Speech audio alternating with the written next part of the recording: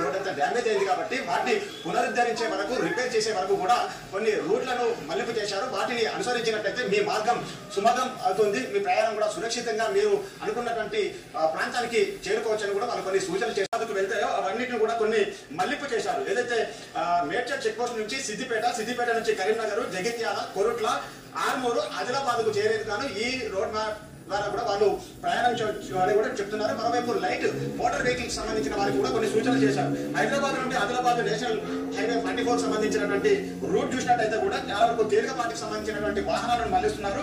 ఈ మళ్లింపు సంబంధించినటువంటి road map ఒకసారి చూసినట్టయితే మేడ్చల్, తూప్రాన్ తో పాటు గాను కరీంనగర్, జగిత్యాల, కొరుట్ల, మెట్పల్లి, ఆర్మూర్ నుంచి ఆదిలాబాద్ కు చేరుకునేందుకు గాను ఈ ప్రాంతాలను సూచించారు. మొత్తం ఇప్పటి వరకు ఎఫెక్టెడ్ అయినటువంటి ప్రాంతాలను ఒకసారి మనం పరిశీలించినట్లయితే కూడా కామారెడ్డి, డిచ్పల్లి, ఆర్మూర్ మధ్య జాతీయ రహదారి 44 చాలా వరకు డ్యామేజ్ అయింది. ఈ 3 మార్గాలు ఏదైతే కామారెడ్డి కావచ్చు, డిచ్పల్లి, ఆర్మూర్ సంబంధించి జాతీయ రహదారి 44, నేషనల్ హైవే 44 ఈ ప్రాంతాలు మాత్రం ఎఫెక్టెడ్ అయినటువంటి రహదారులు ఉన్నాయి కాబట్టి వాటిని వెంటనే రిపేర్ చేయడానికి, డ్యామేజ్ చేయడానికి కొంత సమయం పడుతుంది కాబట్టి ఈ ప్రత్యామ్నాయాన్ని సూచన చేయడం జరిగింది. మరోవైపు చూసినట్టయితే ప్రయాణికులకు కూడా కొన్ని సూచనలు కూడా పోలీసులు మాత్రం మీరు ఖచ్చితంగా మీరు ప్రయాణం చేసినట్టయితే చేయడం జరిగింది. ఆదిలాబాద్ నుండి హైదరాబాద్ వెళ్ళేటువంటి రహదారికి సంబంధించిన వ్యవహారంలో అక్కడ జిల్లా ఎస్పీ జానకి షర్మిల కూడా జనాలకు విజ్ఞప్తి చేస్తున్నారు. వాళ్ళు ఏం చెప్తున్నారంటే ఆదిలాబాద్ నుండి కామారెడ్డి మీదుగా హైదరాబాద్ వెళ్ళేటువంటి వాహనాలన్నీ కూడా నిర్మల్ వద్ద ఉన్న కొండాపూర్ బ్రిడ్జ్ నుంచి ఎడమ వైపుకు తిరిగి వెళ్ళినట్టయితే డైవర్షన్ మార్చుకొని కొండాపూర్ నుండి